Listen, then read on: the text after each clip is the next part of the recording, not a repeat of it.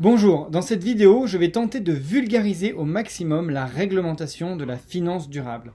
J'ai fait un constat très simple, c'est que je n'y comprenais absolument rien, et donc je me suis dit, il faut absolument que je me plonge et que j'essaie d'avoir les idées claires sur cette réglementation. Il y a eu une avalanche de réglementation ces dernières semaines, ces derniers mois, ces dernières années même, et on n'y comprend plus vraiment grand-chose, ou alors en tout cas pour les, on va dire, les gérants de fonds ou les personnes qui ne sont pas vraiment RCCI ou qui ne sont pas vraiment juristes, c'est très difficile de vraiment comprendre. Donc aujourd'hui, je vais tenter de vous expliquer simplement ce qu'est par exemple la loi énergie-climat, l'accord de Paris, l'article 173, l'article 29, la taxonomie, la réglementation disclosure ou la SFRD, ce que c'est que la réglementation indice bas carbone, le Green Deal, la loi Pacte et la TCFD. Voilà, donc à l'issue de cette vidéo, vous aurez au moins une petite indication sur tout ce que c'est que tout ça.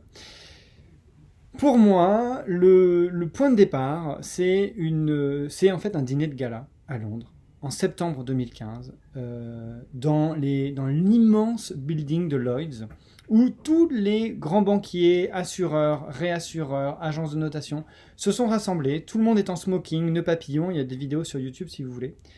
Et donc en fait, ils se rassemblent tous, ils font un grand dîner de gala, et il y a un keynote speaker, c'est-à-dire une personne qui vient pour faire un discours. Et le keynote speaker n'est autre que le directeur de la Banque d'Angleterre et le président de l'instance internationale qui s'occupe de tout ce qui est la stabilité financière. Il s'appelle Mark Carney. Et donc Mark Carney arrive on stage, et là tout de suite il commence à dire le discours que je vais faire n'est absolument pas drôle. Et là, il glace la salle pendant 20 minutes. Il va expliquer ce que sont les risques en rapport avec le climat. Donc les risques financiers en rapport avec le climat. Et là, plus personne ne rigole.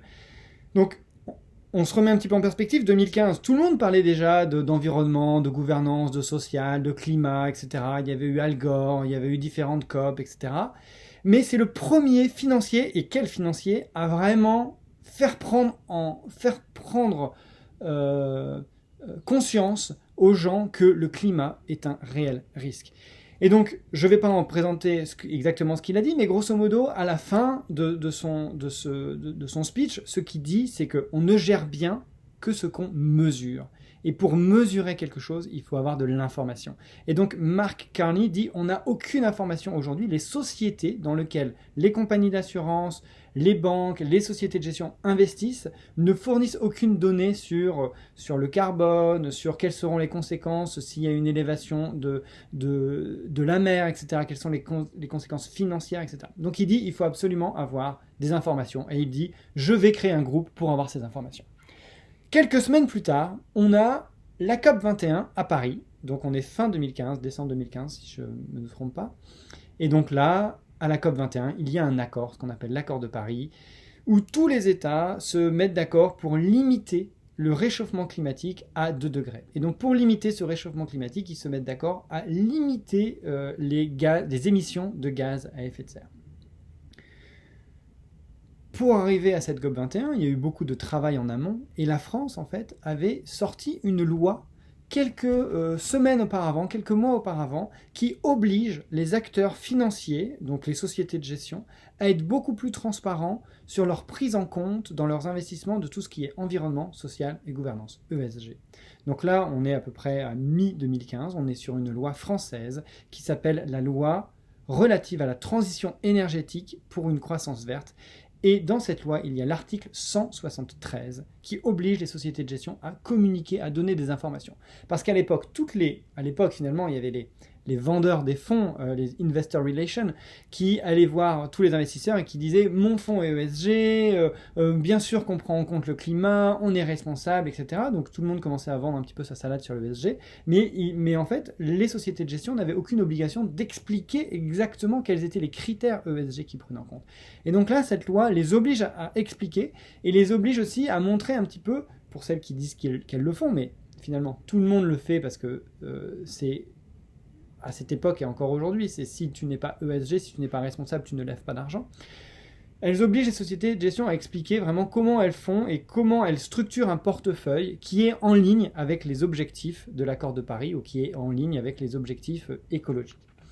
Et donc moi je me souviens très bien à cette époque, donc en 2016, quelques mois après la date de la sortie de la loi, il y a le RCCI de la société de gestion pour laquelle je travaillais, j'étais gérant, qui est venu me voir et qui m'a dit: Jean-Benoît, peux-tu me dire comment tu prends en compte les risques climatiques et est-ce que pour toi le risque climatique est très important?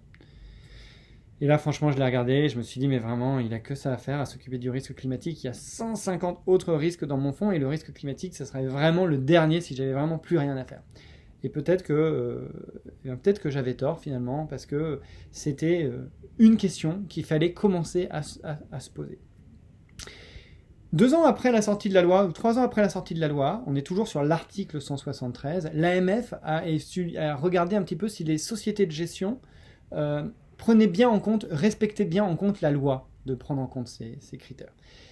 Et en fait, ce qui est assez drôle, c'est qu'on se rend compte que 93% des sociétés de gestion avaient signé une charte, ou avaient signé un code de bonne conduite, ou avaient adhéré à une association qui montrait que oui, elle prenait en compte les critères environnementaux, sociaux et de gouvernance, et elle prenait en compte le réchauffement climatique, etc. Mais finalement, il n'y en avait pratiquement aucune d'elles, donc 70% n'avaient rien mentionné sur l'atteinte des objectifs environnementaux de long terme, c'est-à-dire comment elles construisent un portefeuille et comment leur portefeuille est aligné par rapport aux objectifs de long terme. Ok, donc là j'ai parlé de l'accord de Paris, j'ai parlé de McCartney, j'ai parlé de l'article 173, et là, 2 ans après le discours de McCartney, il y a la TCFD. Donc vous avez probablement entendu parler de la TCFD, c'est la Task Force on Climate Related Financial Disclosure. Et donc en fait, cette task force, c'est exactement le groupe que McCartney a constitué.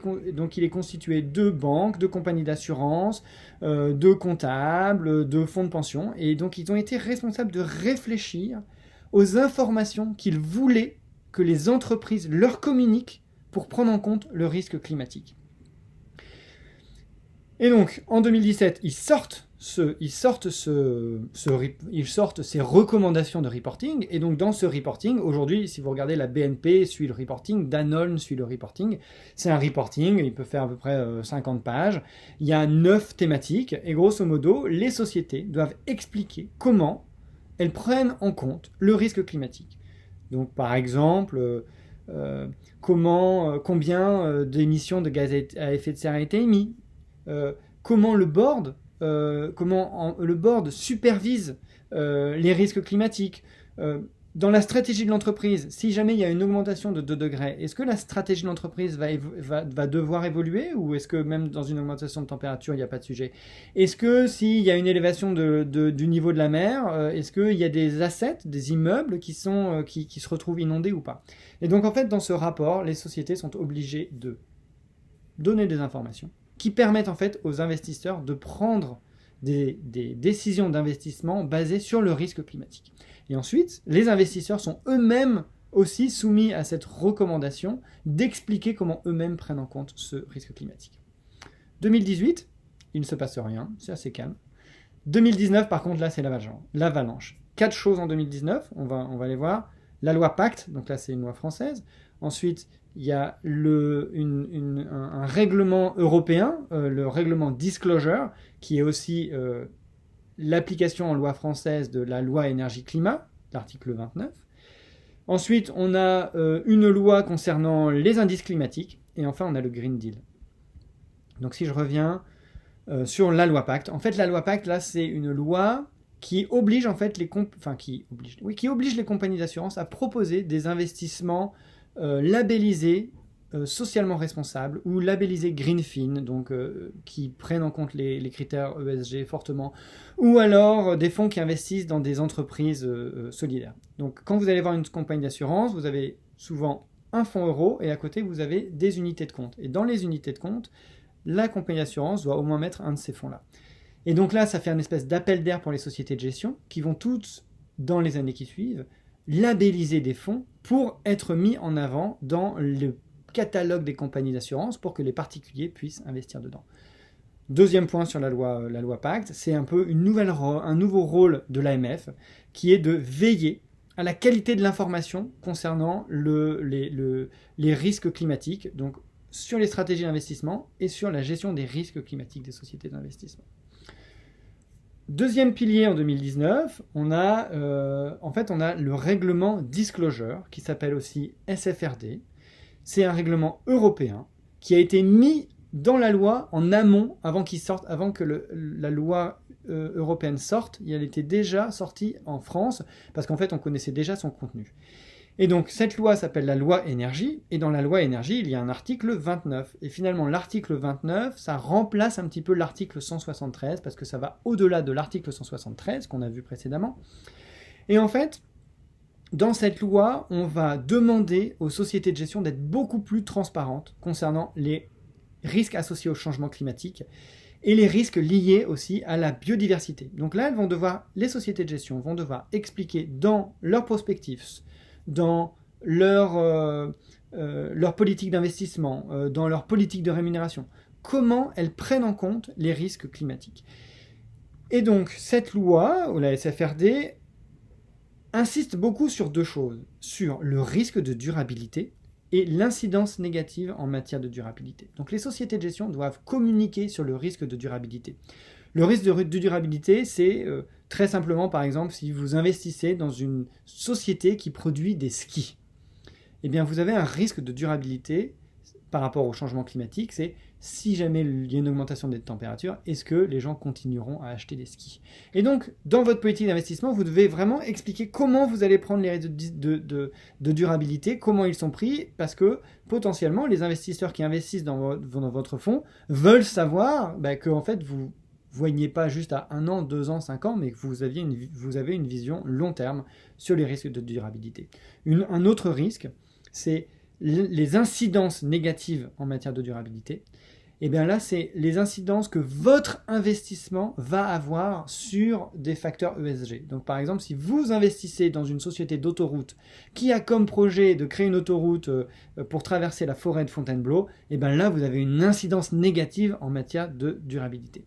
Et donc là, c'est pareil, vous devez expliquer en amont, dans votre prospectus, comment vous prenez en compte ces risques. Si vous feriez un investissement qui détériore potentiellement la biodiversité, si vous feriez un investissement le long des côtes, alors que vous savez qu'il va y avoir le réchauffement climatique, une augmentation du niveau de la mer, etc. Donc vous devez tout bien expliquer et donc être très transparent. Troisième point, en 2019, donc on a vu la loi Pacte, on a vu l'obligation de discloser des choses au niveau climatique, et ensuite l'indice climatique. 20% aujourd'hui de l'investissement en finance, c'est sur des indices, en règle générale, comme l'indice CAC 40, l'indice MSCI World, l'indice Emerging Market, etc. Donc, quand on investit dans un indice, il n'y a absolument pas de critères ESG qui sont pris en compte. Et donc, il y a des petits malins, entre guillemets, qui se sont dit, on va faire des indices ESG, il y a des indices Sustainable Development, des indices climat, etc. Et là, l'Europe a dit, bon, on arrête de rigoler avec tout ça. Maintenant, moi, je vais mettre une réglementation. Et pour que vous soyez vraiment un indice durable, pour ceux qui veulent vraiment être un indice durable, moi je vais créer 2 benchmarks. Un benchmark qui s'appelle le Paris Align Benchmark. Donc l'idée du benchmark, c'est si vous investissez dans ce portefeuille de société, eh bien vous allez aller vers les 2 degrés prévus, simplement 2 degrés. Et puis ensuite le Climate Transition Benchmark. Donc c'est la même idée mais en moins contraignant. Et donc par exemple, imaginons que je sois Lyxor et que je veuille faire un nouvel indice qui s'appelle le CAC 40 Paris Aligned Benchmark. Et bien pour que j'ai le nom Paris Aligned dans mon nom, eh bien il faut par exemple que par rapport à l'indice CAC 40, le CAC 40 Paris Align, il émette 50% moins de carbone. Il faut par exemple que tous les ans, l'empreinte carbone de ce portefeuille diminue de 7%. Il faut par exemple que la pondération soit les mêmes. Donc par exemple, si vous êtes 15% en automobile sur le CAC 40, ben vous devez aussi être 15% en automobile sur le CAC 40 Paris Align. Et donc, du coup, ça va vous obliger à investir juste dans les sociétés qui émettent le moins de CO2 ou qui sont le plus responsables par rapport au climat. Et ensuite, comme si ça ne suffisait pas, en décembre 2019, la Commission européenne donne un gros coup de marteau, et là, elle sort son Green Deal. Et le Green Deal, en fait, ça vient directement de l'accord de Paris. C'est la mise en place européenne de l'accord de Paris pour suivre un petit peu la limitation du réchauffement climatique. Et donc là, la Commission européenne s'engage à limiter, à diminuer les gaz à effet de serre de 55% en 10 ans et à devenir une économie complètement neutre en carbone en 30 ans. Donc ça, c'est dans le pipe. Donc qu'est-ce qui arrive maintenant? Qu'est-ce qui n'est pas encore sorti, mais qui va arriver? Eh bien, plusieurs choses. Il y a d'abord, et on a presque terminé, il y a d'abord l'information non financière des sociétés. Donc, toujours dans cette idée de on a besoin d'avoir des informations, les gérants ont besoin d'avoir des informations extra-financières.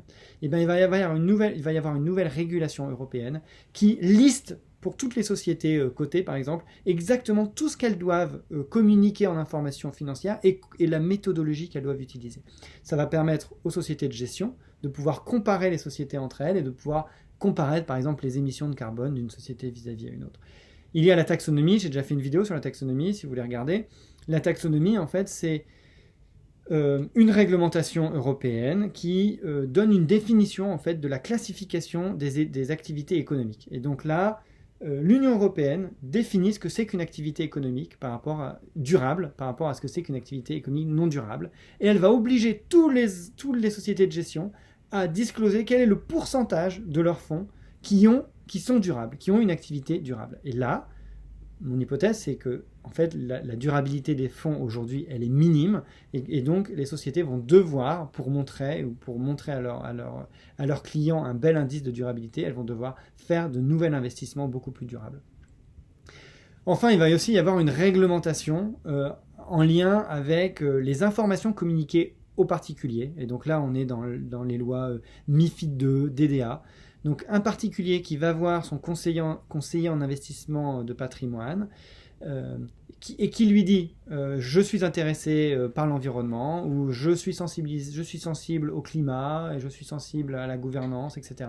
Et bien là, le conseiller en investissement de patrimoine sera obligé de lui proposer des fonds probablement labellisés ISR ou Greenfin, ou des fonds durables. Donc là aussi, ça va amener encore de l'argent vers cette thématique. Et enfin, pour terminer, il y a aussi une nouvelle réglementation sur les green bonds qui devrait sortir en 2021. Et donc là, on va expliquer ce qu'il faut pour qu'une société puisse émettre une obligation et qu'elle puisse être labellisée green bond. Donc voilà, il y a énormément de choses dans la réglementation financière. Ça va avoir un impact énorme sur les sociétés de gestion et sur le travail des gérants, parce que finalement là, on n'a absolument pas parlé de risques financiers, on a juste parlé de risques extra-financiers, des risques sociaux, des risques de gouvernance, des risques environnementaux, des risques liés au climat. Donc le travail du gérant va être complètement repensé, et il ne devra pas juste regarder les finances, mais il devra regarder aussi tout ce qui est extra-financier dans ce monde qui va énormément évoluer. Voilà, mes prochaines vidéos sont très simples, c'est que finalement je vais reprendre chacun des points, chacune des réglementations que j'ai décrites, et je rentrerai vraiment dans les détails. N'hésitez pas à me laisser des commentaires, à me dire si ça vous a plu, à me laisser des questions, et j'y répondrai avec grand plaisir. Merci, au revoir.